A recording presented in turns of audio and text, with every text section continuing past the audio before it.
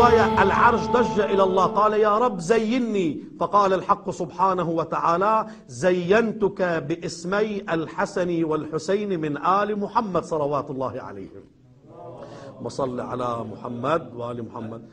الرواية الأخرى تقول زينة سدرة المنتهى اسم فاطمة ابنة محمد صلوات الله وسلامه عليها. وفي رواية للمولى أمير المؤمنين علي صلوات الله عليه يقول زينة اللوح المحفوظ هو اسم الحوراء زينب ابنة أمير المؤمنين صلوات الله وسلامه.